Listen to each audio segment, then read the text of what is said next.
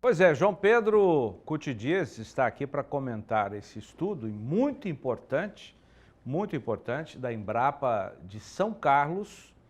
Não é a Embrapa Gado de Leite, com certeza teve a colaboração dos pesquisadores da Embrapa Gado de Leite, que fica em Juiz de Fora, Minas Gerais, mas estamos, portanto, dando um passo muito à frente. Já demos esse passo importante com a Embrapa Gado de Corte, na produção do conceito carne carbono zero. E agora, leite carbono zero também, João Pedro. São dois fatos importantes daqui para frente, duas variáveis muito importantes. Um é segurança alimentar, o outro é segurança ambiental. Segurança alimentar, o leite é um alimento extraordinário, um alimento de qualidade excepcional em termos biológicos. E o Brasil produz 35 bilhões de litros de leite por ano, ou seja, é o terceiro maior produtor de leite do mundo. E o outro é a questão ambiental. Infelizmente, a questão ambiental no mundo, o pessoal não está levando muito a sério. O ano passado, eles jogaram 36 bilhões e 800 milhões de toneladas de equivalente carbono no CO2 no ar. Quanto, então, João? 36 bilhões e 800 milhões de toneladas disso aí. Isso no mundo? No mundo.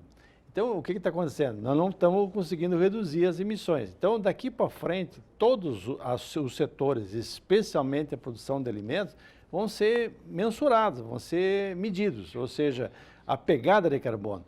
Nós temos aqui no Brasil a produção de etanol, que é um biocombustível a partir da cana. No etanol tem um programa RenovaBio, que é um programa que paga pelo sequestro de carbono. Ou seja, como você produz o etanol, que é um biocombustível, você não está queimando combustíveis fósseis, está queimando um produto que já lá atrás a cana capturou o carbono da atmosfera. Então, ele é remunerado. Isso vai acontecer em todos os setores. E o leite não fica fora, não. E agora, se imagina uma cooperativa de leite, pequenos produtores, que possa lançar leite e derivados com selo carbono neutro. O espaço que ela vai ter no mercado, tanto nacional como internacional. Você está sugerindo que uma pequena propriedade talvez não consiga a tecnologia para fazer esse leite carbono zero, mas que se unir em cooperativa, ela poderá e você tem, agregar valor. Você tem muitas cooperativas no Brasil hoje de leite, especialmente nos estados do sul do Brasil.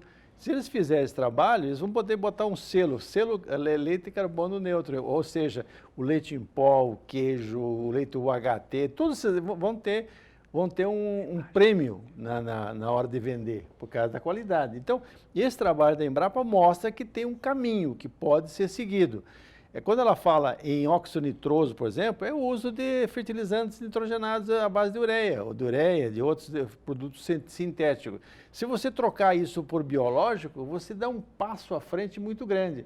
Quando você produz leite em cima de um capim desse, você vai complementar o capim com grãos, com ração. Mas o básico vai ser o capim que vai produzir. Esse capim vai produzir 10, 12, 15 toneladas de matéria seca na parte aérea, 7, 8 na parte subterrânea. O que é isso? É carbono sequestrado. Então, eu acho que o importante é que esses trabalhos, tanto da carne carbono neutro, como no caso do leite, é um futuro. O futuro vai ser remunerado, vai haver prêmios em cima de produtos que foram gerados com a menor pegada de carbono possível.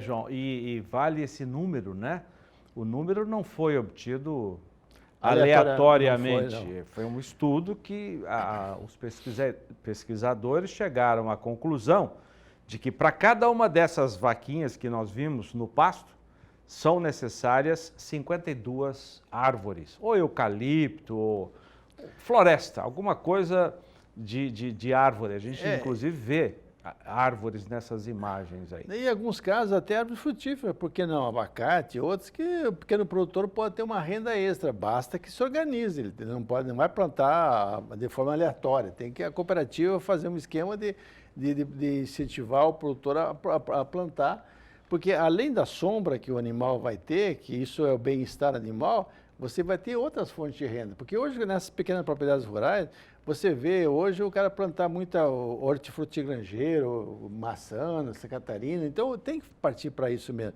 Então, o fato de mensurar, de medir, olha, essa propriedade com tantas cabeças de gado, com essa produção de leite, ela teve uma emissão tal tanto de CO2 e teve um sequestro tanto, um equivalente ou igual, a total, ou até um pouco mais de carbono. Mudando os protocolos, eu vou partir para produtos naturais, vou usar fosfatos naturais, vou usar silicatos de potássio, vou usar biológico para fixação de nitrogênio, para liberar fósforo. Enfim, você tem uma série de alternativas novas, que o Brasil é pioneiro. Hoje na Europa querem fazer isso de forma legal, impedir que o produtor use fertilizantes nitrogenados. Aqui no Brasil nós estamos fazendo o contrário, nós estamos criando protocolos que você não vai usar o nitrogenado, vai usar elementos biológicos. Pois é, e aí esse estudo tem algumas variações, como explicou a pesquisadora, dependendo da raça, se é mestiça, se tem se for um gado PO, enfim, tem uma série de detalhes que a Embrapa, com certeza, tem à disposição dos interessados. Tem um outro assunto aqui, João Pedro, que é o seguinte, um estudo a ser lançado pela McKinsey, que é uma empresa global de consultoria em gestão, informa que o mercado de carbono tem potencial para financiar a restauração de boa parte das pastagens degradadas do Brasil. E boa parte, o Brasil tem muitos hectares de pastagem degradada. 80 milhões.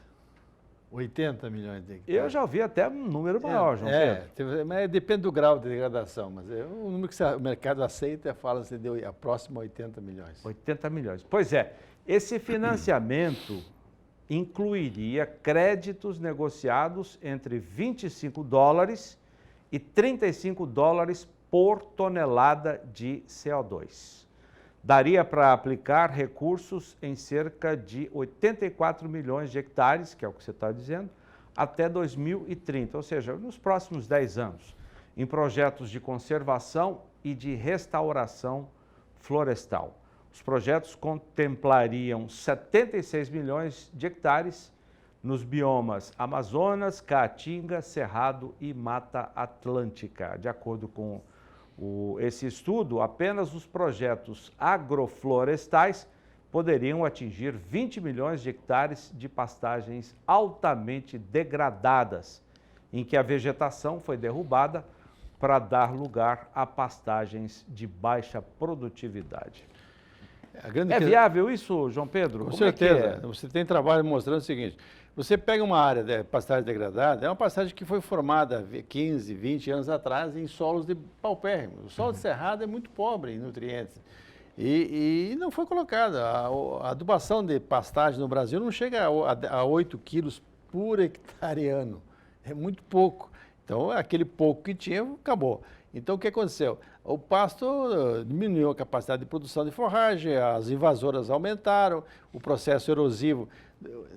Nós sempre mostramos algumas imagens de solo de pastagem degradada que você vê o solo pelado.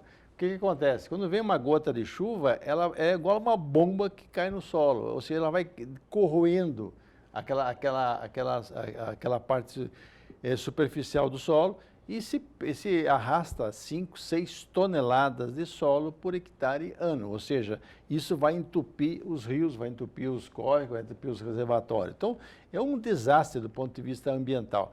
Quando você transforma isso numa pastagem produtiva, bem manejada, você está agregando parte aérea de forragem, raízes embaixo, vida no solo, tudo isso o que é? É carbono sequestrado. Então, o que nós precisamos fazer é mostrar ao mundo, e hoje essas empresas certificadoras, o Brasil teria que fazer um esforço muito grande para que elas viessem no Brasil, junto com os técnicos, junto à Embrapa, técnicos da CNA, etc., acompanhassem áreas e fizessem mensuração para ver o teor de carbono fixado. Porque esse preço de 25 a 35 dólares é o custo que tem os países ricos para sequestrar. para eles cumprir a meta deles de reduzir as emissões de carbono que não estão conseguindo. O que é esse custo? É o que ele deixa de emitir? Não, se ele fosse sequestrar por via industrial ou por outras vias qualquer, custa isso, 25 a 30 dólares por tonelada de carbono sequestrada. Uma empresa, uma indústria, fábrica, por exemplo? Uma indústria, uma siderúrgica, por exemplo, que queira diminuir a pegada de carbono dela, se ela fosse pegar o carbono que sai nos altos fornos dela, custaria isso para ela, porque depois teria que capturar, teria que achar local para levar esse carbono, tudo isso aí é muito caro. Na agropecuária, não. Se você gastar o quê? $1.000 por hectare recuperada, isso equivale a 40, 50 toneladas de CO2, que é aquele valor multiplicado por 25. Isso não precisa ser dado ao produtor. Sempre a gente levanta a questão de fazer fundos. A exemplo que tem o FCO, Fundo Constitucional Centro-Oeste, que ele empresta para o produtor com taxas razoáveis, com prazo de carência, e ele paga. A hora que ele paga, volta o dinheiro para o fundo e empresta para um terceiro, para um outro produtor, ou para ele mesmo, para ampliar, se for o caso. Então, se o Brasil fizer um trabalho lá fora, o mundo vai ter que gastar uns 100 a 120 bilhões de dólares por ano em projetos de sequestro de carbono. 100 a 120 bilhões de dólares. 2, 3% disso geraria um fundo de 10, 15 bilhões de reais, que é 5 vezes mais do que o Brasil está aplicando na agricultura de baixo carbono do BNDES. Ou seja, é um volume muito grande. E o produtor e o pecuarista, o produtor que pegar esse recurso para recuperar a pastagem, ele teria compromissos ambientais, ou seja, ele teria que ter área de preservação permanente, teria que ter combate à erosão, conservação de água, ou seja, um complexo de questões ambientais. E ele sendo mensurado pela fixação, ele poderia ter um desconto nos juros, por exemplo, ou um desconto na conta dele total no futuro, porque seria bom para o produtor, que vai transformar uma área improdutiva numa área produtiva, seria importante no tempo de segurança alimentar, porque é mais produção de carne, de leite, de grãos, etc. E, principalmente, a questão ambiental, você sequestraria carbono e colocaria no solo. No planeta nosso, 2/3 do carbono está no solo, 1/3 está na atmosfera. O problema é que nós estamos queimando muito combustíveis fósseis, carvão, petróleo, e estão pegando lá o que está lá no solo e jogando para onde? Para a atmosfera. Esse que é o problema nosso hoje. É possível, e é bom ter esses relatórios para que os governos, as entidades, as lideranças do setor do agronegócio usem isso para buscarem caminhos para ajudar a viabilizar.